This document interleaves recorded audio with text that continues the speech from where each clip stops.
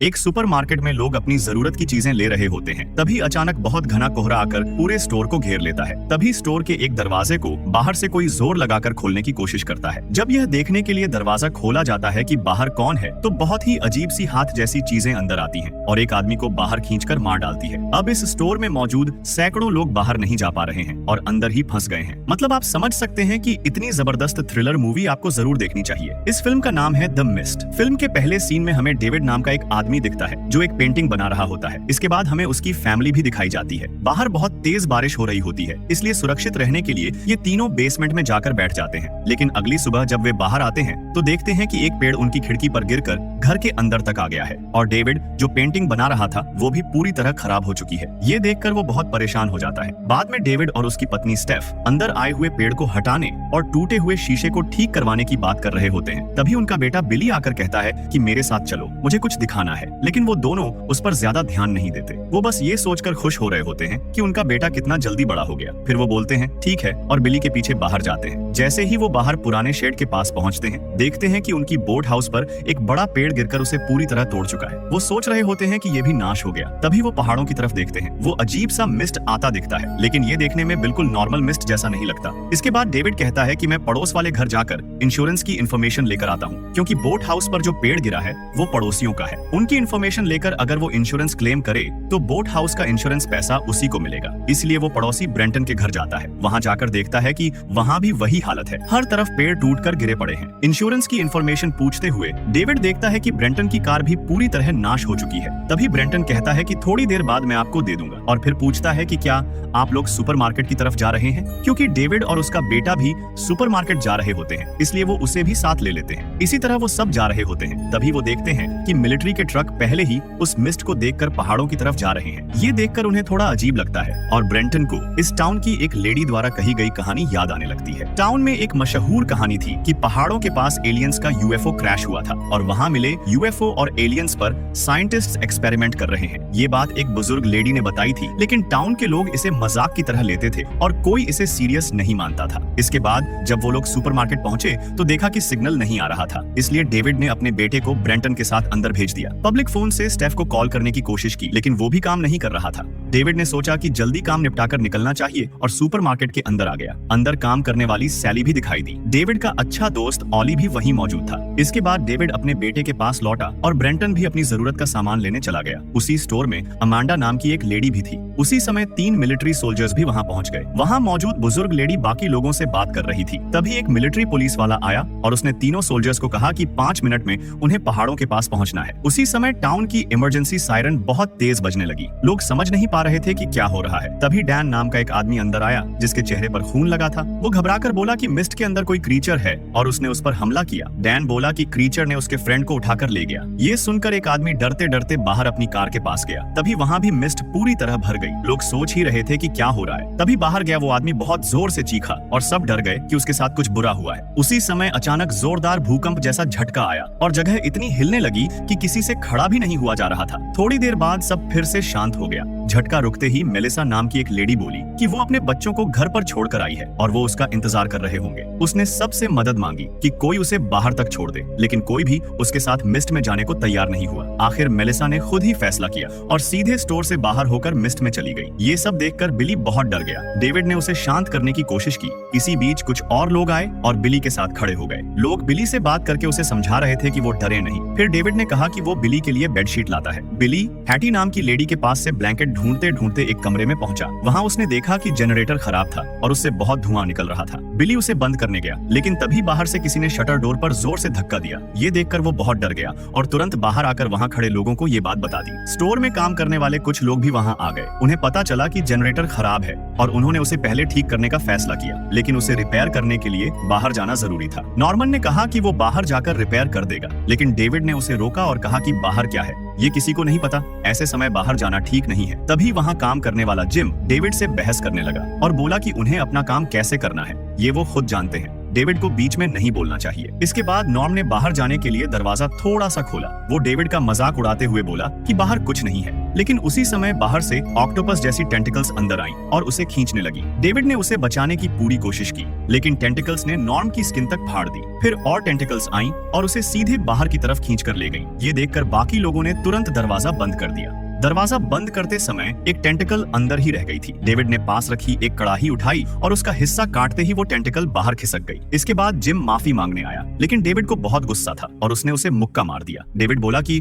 उसकी वजह से एक मासूम लड़का मर गया। उसका फ्रेंड ऑली आकर उसे शांत करने लगा। अब समस्या ये थी कि स्टोर में बाकी लोगों को हुई घटना कैसे बताई जाए, क्योंकि अचानक सब कुछ बता देना भी आसान नहीं था। लोग ये बात मानेंगे, इसकी कोई गारंटी नहीं थी। बाहर आते समय डेविड के कपड़ों पर लगा खून देखकर अमांडा घबरा गई। डेविड ने उसे कहा कि वो ये बात बिली को न बताए। फिर उसने कपड़े बदले और ऑलिव उन लोगों के पास गया जिन्होंने टेंटिकल्स देखी थी, ताकि आगे क्या करना है ये तय कर सके। उन्हें लगा कि ये बात बाकी लोगों को बतानी ही होगी। तभी उन्हें ब्रेंटन दिखाई दिया। डेविड ने उसे आराम से पूरी घटना समझाने की कोशिश की, लेकिन ब्रेंटन पहले से लॉयर था। ब्रेंटन को लगा कि सब लोग उसे फूल करने की कोशिश कर रहे हैं। बाकी लोगों ने कहा कि उसे फूल करके उन्हें क्या मिलेगा, वो सच बोल रहे हैं। बात बढ़ती गई और उनके बीच बहस होकर झगड़ा होने लगा। तभी सुपरमार्केट का मैनेजर बड आया। उसने भी डेविड और बाकी उन लोगों की बात पर गुस्सा दिखाया जिन्होंने टेंटिकल्स देखी थी। बड बोला कि ऐसे समय में मजाक करना ठीक नहीं है और वो उन पर पुलिस कंप्लेंट करेगा। लोगों ने कहा कि अगर वो उनके साथ चले तो वो उसे सबूत दिखा देंगे और बड को लेकर वो कमरे में पहुंचे। वहां जमीन पर पड़ी टेंटिकल का कटा हुआ हिस्सा देखकर बड को यकीन ही नहीं हुआ। शॉक में बाहर आकर उसने सबको बताया कि डेविड और बाकी लोग सच बोल रहे हैं। इसके बाद सभी लोग भूकंप से टूटे हुए ग्लास को टेप से बंद करने लगे। तभी सीन मिसेस कार्मडी नाम की लेडी की तरफ शिफ्ट होता है। वो भगवान पर बहुत विश्वास करती थी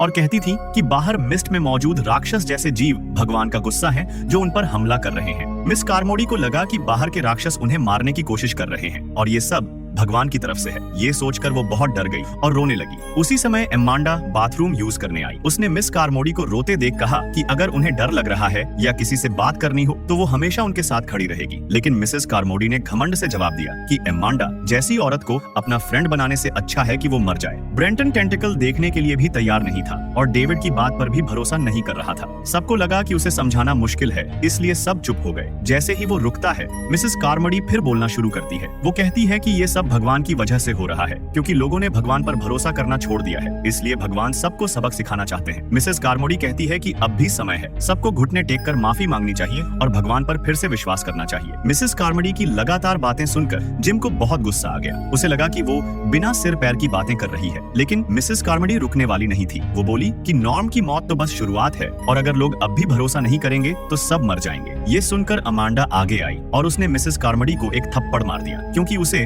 उसकी बातें और उसका व्यवहार बिल्कुल पसंद नहीं था। उधर बिली तीनों सोल्जर्स के पास जाकर बोला कि मिलिट्री उन्हें बुलाकर ले जाए और उनकी मदद करे ताकि वो सब सुरक्षित रह सकें। लेकिन सोल्जर्स के फोन्स भी काम नहीं कर रहे थे। डेविड वहां आया और बिली को शांत करने की कोशिश की। उसे समझ में आया कि बिली अपनी माँ को लेकर बहुत परेशान है। डेविड ने उसे दिलासा दिया कि सब ठीक होगा और वो जितनी जल्दी हो सके घर लौटेंगे। इसके बाद सब लोग बात करने लगे कि अगर क्रीचर्स अंदर आ गए तो उन्हें लड़ने के लिए तैयार रहना होगा और उन्हें वेपन्स चाहिए। तभी अमांडा ने कहा कि उसकी सेफ्टी के लिए उसके पास एक गन है। उसके पास कुल 12 बुलेट्स थी, लेकिन अमांडा को गन चलाने का ज्यादा अनुभव नहीं था। तब ऑली ने कहा कि वो इसे संभाल लेगा, क्योंकि वो शूटिंग कंपटीशन में स्टेट चैंपियन रह चुका है। उसी समय ब्रेंटन कुछ लोगों को साथ लेकर बाहर जाने की तैयारी कर रहा था। उसे लगता था कि यहाँ कोई स्कैम चल रहा है और बाहर कोई क्रीचर नहीं है। सबने उसे रोकने की कोशिश की, लेकिन वो नहीं माना। आखिर लोगों ने कहा कि अगर वो बाहर जा रहा है तो उसके साथ एक रस्सी बांध दी जाए, ताकि पता चल सके कि वो सुरक्षित पहुंचता है या नहीं। रस्सी बांधने के लिए एक आदमी तैयार हो गया। ब्रेंटन कुछ लोगों को लेकर बाहर निकला और उस आदमी की कमर पर रस्सी बांध दी गई, लेकिन अचानक किसी ने रस्सी को बहुत जोर से खींचना शुरू कर दिया। सब मिलकर रोकने की कोशिश करते रहे, लेकिन रस्सी रुक ही नहीं रही थी। फिर अचानक खींचना बंद हो गया। लोगों ने डरते डरते रस्सी खींची तो देखा कि जिस आदमी पर रस्सी बंधी थी उसकी आधी कटी हुई बॉडी अंदर आई। ये देखकर सब बुरी तरह डर गए और तुरंत दरवाजा बंद करने लगे। मिसेस कार्मोडी ने सबको कहा कि अब कम से कम उन्हें यकीन तो हो गया होगा। रात होने लगी तो सबने लाइट्स तैयार करना शुरू किया। इसी समय मूवी की शुरुआत में दिखी सैली के पास 3 सोल्जर्स में से एक जेसप आया। असल में जेसप और सैली एक दूसरे को पसंद करते थे। इसी वजह से जेसप अपने 2 दोस्तों को लेकर यहाँ आया था ताकि वो सैली से मिल सके। बाहर हालात ठीक हैं या नहीं, ये देखते हुए सब नजर रख रहे थे कि अचानक एक बहुत बड़ा कीड़ा कांच से टकराया और स्टोर की तरफ उड़कर आया। वो कीड़ा कांच पर बैठ गया। सब डरकर उसे देख ही रहे थे कि उसी तरह के और भी बड़े कीड़े आकर कांच पर बैठने लगे। इतने बड़े कीड़ों को किसी ने जिंदगी में नहीं देखा था और किसी को समझ नहीं आ रहा था कि बाहर क्या हो रहा है। तभी कुछ उड़ने वाले क्रीचर्स भी वहां आ पहुंचे। वो उन कीड़ों को पकड़कर खाने लगे। ये क्रीचर्स कीड़ों से थोड़े बड़े थे। असल में ये सब स्टोर की लाइट्स की तरफ अट्रैक्ट होकर आए थे, लेकिन ये बात वहां किसी को समझ नहीं आई किसी को समझ नहीं आया कि क्या हो रहा है और तभी उन क्रीचर्स ने कांच तोड़कर अंदर घुसना शुरू कर दिया। एक बड़ा कीड़ा सैली को काट गया, जिससे वो दर्द से बुरी तरह तड़पने लगी। उड़ने वाले क्रीचर्स लोगों पर डरावने तरीके से हमला करने लगे। डेविड ने आग तैयार करके उनसे लड़ने की कोशिश की, लेकिन उसी समय जो नाम के एक आदमी के कपड़ों में आग लग गई और लोग उसे बुझाने में बहुत मुश्किल महसूस करने लगे। इस बीच डेविड ने किसी तरह एक क्रीचर को आग में झोंक कर मार दिया। मिस कार्मोडी के पास भी एक बड़ा कीड़ा आया, लेकिन जाने क्यों वो उसे कुछ नहीं करता और उड़कर वहां से चला जाता है। उधर एक क्रीचर सबको चकमा देकर बिली के पीछे आ रहा था और वो बस उस पर हमला करने ही वाला था कि पीछे से ऑली आया और उसने उसे गोली मारकर बिली को बचा लिया। लेकिन कीड़े के काटने की वजह से सैली की मौत हो गई। इसे देखकर जेसप बहुत दुखी हो गया। दृश्य बाहर शिफ्ट होता है, जहाँ वो आधा कटा हुआ डेड बॉडी फिर से दिखाई देता है। उधर वो आधा कटा हुआ डेड बॉडी एक मॉन्स्टर खींचकर अपने साथ ले जाता है। इसके बाद अमांडा बिली के पास लेटी दिखाई देती है। उसे बच्चों से बहुत लगाव था, लेकिन उसका अपना कोई बच्चा नहीं था। डेविड उसे दिलासा देता है, तभी उसे एक जैकेट मिलती है, वहीं जो पड़ा था, जिसके शरीर का आधा हिस्सा आग से बुरी तरह जल चुका था। दर्द सहना उसके लिए मुश्किल हो गया था। वो विनती करने लगा कि उसे गन दे दें ताकि वो खुद को मार ले या फिर कोई उसे मार दे, क्योंकि वो इस दर्द को नहीं झेल सकता। लेकिन उसकी इस बात पर वहाँ कोई तैयार नहीं हुआ।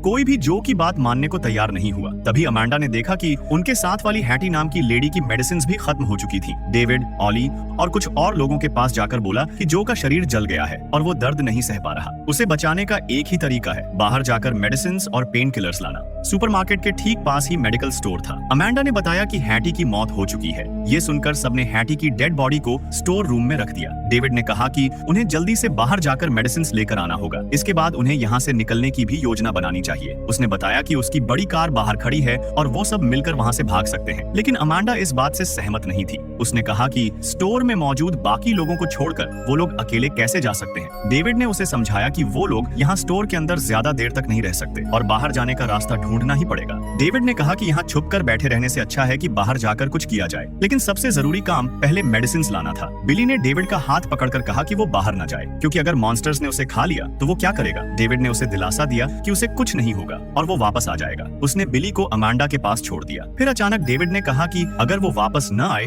तो अमांडा उसके बेटे को साथ लेकर किसी सुरक्षित जगह चली जाए। उसने अपनी कार की चाबी भी अमांडा को दे दी। डेविड और उसकी टीम बाहर जाने की तैयारी कर रहे थे कि मिसेस कार्मोडी आकर उन्हें रोकने लगी। वो बोली कि वो सब भगवान के खिलाफ जा रहे हैं और बाहर गए तो मर जाएंगे। उसकी बात किसी को पसंद नहीं आई। तभी वहाँ मौजूद बुजुर्ग लेडी आयरीन ने एक चीज उठाकर मिसेस कार्मोडी को मारकर चुप रहने को कहा। आयरीन ने तय किया कि वो भी डेविड की टीम के साथ मेडिकल स्टोर जाएगी। फिर डेविड अपनी टीम को लेकर स्टोर से बाहर निकला। उनकी किस्मत अच्छी थी, उन्हें बाहर कोई मॉन्स्टर दिखाई नहीं दिया। उन्हें कोई मॉन्स्टर नहीं दिखा, इसलिए वो चलते चलते आखिर मेडिकल स्टोर तक पहुंच गए। अंदर जाकर सभी ने मेडिसिन ढूंढना शुरू कर दिया। उन्हें जो जरूरी मेडिसिन मिली वो उन्हें लेकर लौटने की तैयारी कर रहे थे कि तभी उन्हें एक अजीब सी आवाज सुनाई दी। आवाज का पीछा करते हुए वो आगे बढ़े तो देखा कि वहाँ स्पाइडर्स के जालों में कई डेड बॉडीज फंसी हुई थी, लेकिन उनमें से एक आदमी अभी भी जिंदा था। वो लोग उसे बचाने की कोशिश करने लगे, लेकिन अब बहुत देर हो चुकी थी, क्योंकि उस आदमी के शरीर के अंदर स्पाइडर्स ने अंडे दे दिए थे। तभी बड़े बड़े स्पाइडर्स वहाँ आकर उन पर हमला करने लगे। इन स्पाइडर्स के जाले तेज एसिड जैसे थे। हमले के दौरान एक आदमी की टांग कटकर गिर गई। उसी समय उस जिंदा आदमी के शरीर के अंदर रखे अंडे फट गए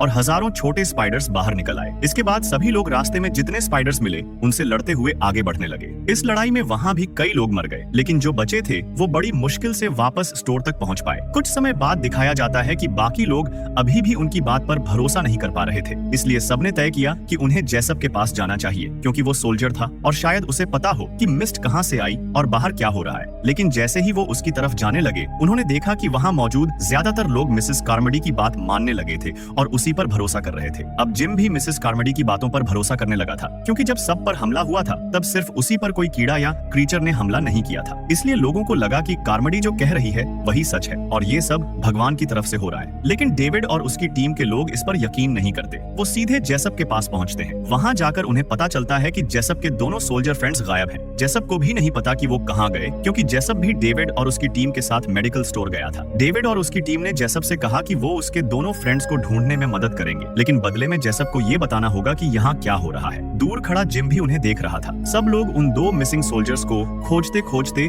स्टोर रूम तक पहुंचे। वहां की हालत देखकर उन्हें समझ आया कि दोनों सोल्जर्स ने डर के कारण खुद अपनी जान ले ली थी। ये देखकर सब गुस्से में जेसप से पूछने लगे कि सच में बाहर क्या चल रहा है। तभी जिम अंदर आया और जेसप को पकड़कर सबके सामने खींच कर ले आया। जिम चिल्लाने लगा कि जेसप को पता है कि यहाँ क्या हो रहा है। ये देखकर मिसेस कार्मोडी भी न्याय करने के लिए आगे आई। जेसप डर गया और सच बताने लगा। उसने कहा कि डेविड के घर के पास वाली पहाड़ियों के पास एक और डायमेंशन का पोर्टल खुला था, यानी दूसरे दुनिया की तरफ जाने वाला रास्ता। वहाँ से एलियंस बाहर आ रहे थे और साइंटिस्ट उन पर एक्सपेरिमेंट्स कर रहे थे। लेकिन अब हालात बिगड़ गए थे और बहुत बड़े बड़े एलियंस बाहर आ रहे थे। जेसप बोला कि इसमें उसकी कोई गलती नहीं है। जेसप ने कहा कि असली गलती साइंटिस्ट्स की है, लेकिन मिसेस कार्मोडी बोली कि उसमें जेसप की भी गलती है, क्योंकि वो भी भगवान के खिलाफ गया है। उसने पूरा दोष जेसप पर डाल दिया। डेविड और उसकी टीम चाहे भी तो जेसप को बचा नहीं सके, क्योंकि वहाँ मौजूद लोग मिसेस कार्मोडी की बातों में इतने अंधविश्वासी हो चुके थे कि उन्होंने जेसप को वहीं चाकू मारकर मार दिया और उसे घसीटकर बाहर फेंक दिया। जैसे ही जेसप को बाहर फेंका गया, एक डरावना मॉन्स्टर आया और उसे उठाकर अपने साथ ले गया। इसके बाद सीन फिर अंदर शिफ्ट होता है। सब लोग सो रहे थे। तभी बिली ने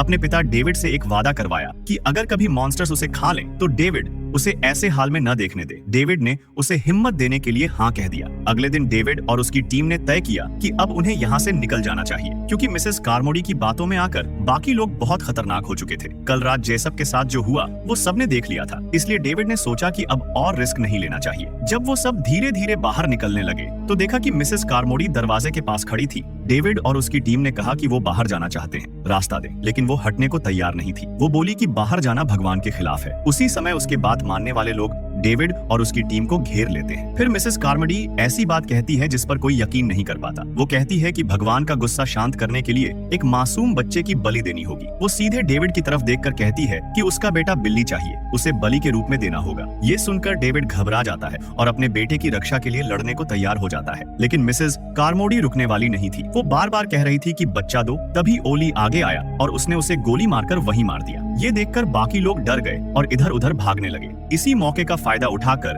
डेविड और उसकी टीम बाहर निकलने लगे। बाहर आकर देखा तो हर तरफ घना मिस्ट फैला था और कुछ दिखाई नहीं दे रहा था। ओली ने किसी तरह डेविड की कार ढूंढ ली, लेकिन उसी समय पीछे से एक एलियन आया और ओली को मार डाला। उसके हाथ से गिरा गन कार पर आकर गिरा। इस बीच डेविड से थोड़ी दूरी पर उसके कुछ साथी भी भागते हुए अलग दिशा में निकल गए। डेविड और बाकी लोग कार के अंदर बैठकर बचे हुए लोगों का इंतजार करते रहे, लेकिन तब तक एलियंस ने उन सबको मार दिया था। डेविड ने कार के ऊपर गिरी हुई गन को उठाने की कोशिश की, तभी एक बड़ा स्पाइडर वहां आ गया, पर डेविड जल्दी से कार में घुस चुका था, इसलिए स्पाइडर उसे कुछ नहीं कर पाया। डेविड, बिली, अमेंडा, आयरीन और डैन ऑल कार में बैठकर धीरे धीरे वहां से निकलने लगे। स्टोर में खड़े लोग ये सब देखते रह गए। डेविड अपनी कार लेकर अपने घर के पास पहुंचा तो उसे पता चला कि उसकी वाइफ स्टेफ अब जिंदा नहीं है। ये देखकर वो बुरी तरह टूट गया और रोने लगा। बाकी सब ने उसे शांत करने की कोशिश की। इसके बाद सब ने एक सुरक्षित जगह ढूंढने के लिए आगे बढ़ना शुरू किया। रास्ते में जाते हुए उन्हें समझ आया कि एलियंस ने सिर्फ स्टोर ही नहीं, पूरे टाउन को तबाह कर दिया है। कार में बैठे हुए वो आगे बढ़ रहे थे कि अचानक उन्होंने देखा एक बहुत ही विशाल एलियन सड़क पार कर रहा था। वो एलियन इतना बड़ा था कि डेविड की कार उसके सामने चींटी जैसी लग रही थी।